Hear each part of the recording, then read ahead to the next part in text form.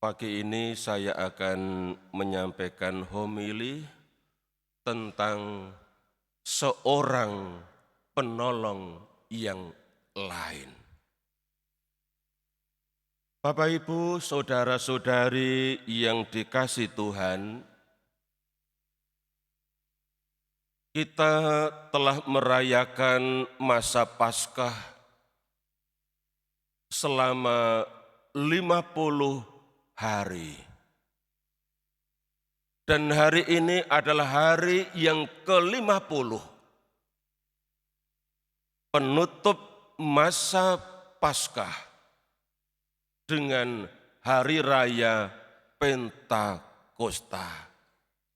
Yaitu hari di mana Roh Kudus turun atas para rasul, asal usul atau asal mula gereja. Sekaligus awal gereja bermisi ke segala bangsa dengan segala bahasa. Seperti yang kita dengar dari bacaan yang pertama tadi. Kisah para Rasul bab 2 ayat 1 sampai dengan 11. Para saudara-saudari yang dikasih Tuhan, kalau dalam kenyataannya Roh Kudus telah turun atas para rasul, itu berarti saat itu merupakan saat penggenapan janji Yesus. Seperti yang kita dengar dari bacaan Injil tadi. Aku akan minta kepada Bapa dan Ia akan memberikan kepadamu seorang penolong yang lain, supaya Ia menyertai kamu untuk selama-lamanya. Para saudara, apa arti kata-kata ini? Bahwa Bapa akan memberikan seorang penolong yang lain.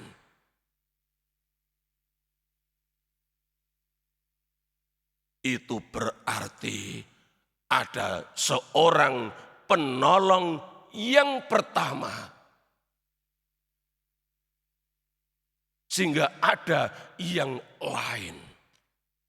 Dan seorang penolong yang pertama itu adalah Yesus.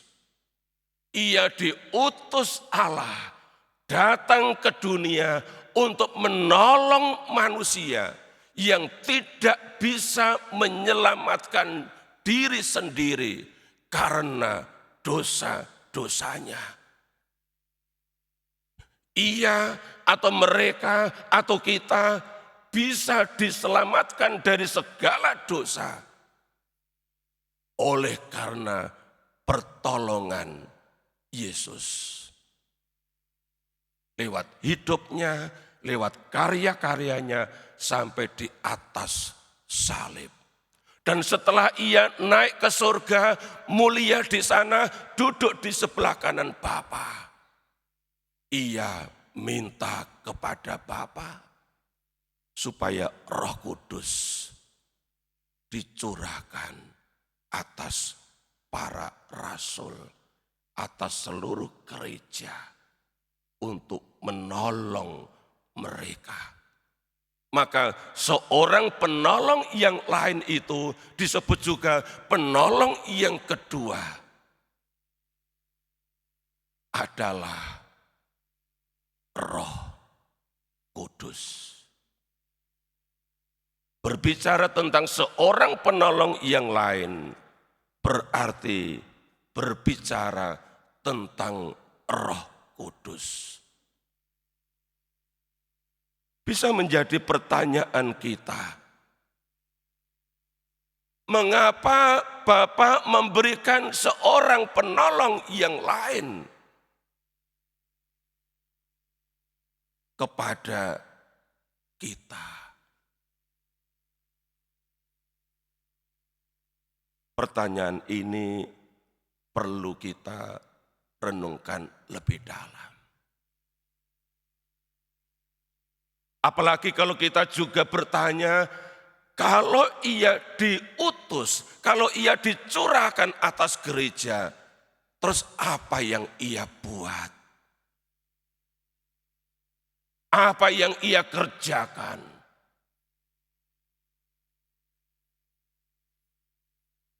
Injil hari ini memberikan jawaban. Yohanes 14 di ayat 26 Yesus katakan, tetapi penolong yaitu Roh Kudus yang akan diutus oleh Bapa dalam namaku.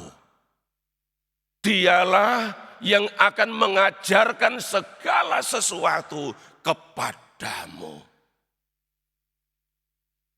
Ini Bapak Ibu Saudara-saudari yang dikerjakan oleh Roh Kudus, seorang penolong yang lain itu. Ia akan mengajarkan segala sesuatu. Saya akan sebut satu saja sebagai contoh. Roh Kudus akan mengajar kita tentang bagaimana berdoa. Seperti yang dikatakan dan diajarkan oleh gereja, ditulis dalam Katekismus Gereja Katolik nomor 2676. Di sana dikatakan bahwa Roh Kudus adalah guru doa dalam batin kita. Roh Kudus adalah guru doa karena Dia mengajar gereja bagaimana berdoa. Lalu di nomor berikutnya 2681 ditegaskan begini. Gereja mengundang kita untuk terus-menerus berdoa kepada Roh Kudus sebagai guru doa dalam batin kita. Gereja mengundang kita untuk berdoa, untuk berseru kepada Roh Kudus sebagai guru doa dalam batin kita.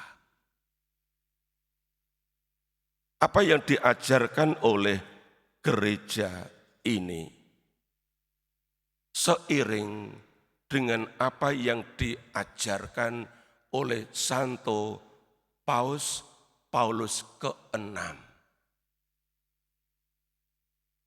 yang ditulis dalam Imbauan Apostolik Evangelii Nuntiandi, mewartakan Injil. Di artikel nomor 75, Santo Paulus ke-6 ini mengatakan, kami mendorong entah siapapun mereka itu untuk berdoa terus-menerus kepada Roh Kudus dengan iman dan dengan semangat.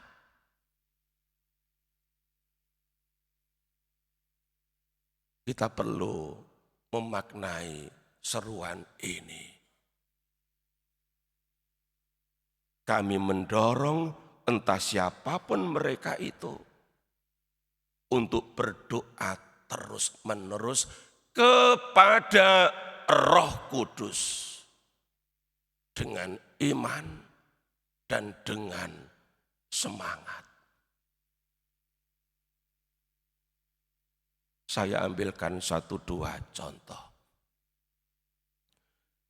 Di paroki ini ada kelompok doa, namanya kelompok doa Senakel. Mereka berkumpul dan berdoa setiap Sabtu pertama dalam bulan jam 9.30 pagi. Dan setiap Rabu ketiga juga jam 9.30 pagi. Ketika mereka berdoa, di awal mereka berdoa mohon agar Roh Kudus datang, mengajar mereka berdoa.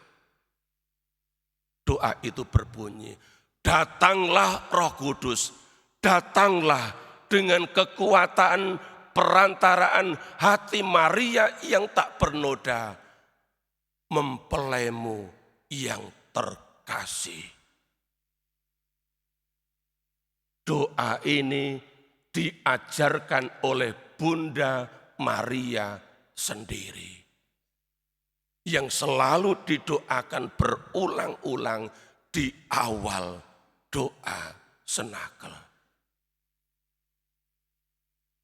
Sebagai suatu bentuk kesadaran bahwa Roh Kuduslah sejatinya yang bisa membuat orang bisa berdoa dengan sungguh-sungguh. Contoh lain, di paroki ini juga ada kelompok doa, namanya kelompok doa Mother's Prayers. Mereka berdoa setiap Jumat jam 10 pagi. Di awal mereka berdoa, mereka selalu berdoa mohon Roh Kudus hadir. Hadir dalam diri setiap orang yang bergabung dalam doa itu.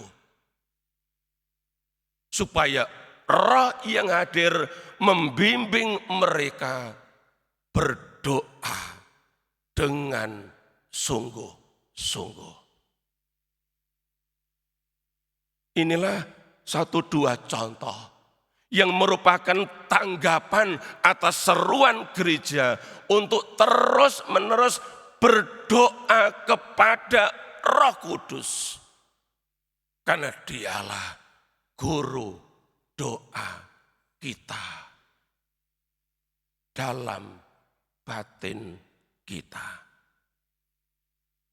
Oleh karena itu, para saudara-saudari yang dikasihi Tuhan, mari kita bersama-sama menyadari pentingnya seorang penolong yang lain,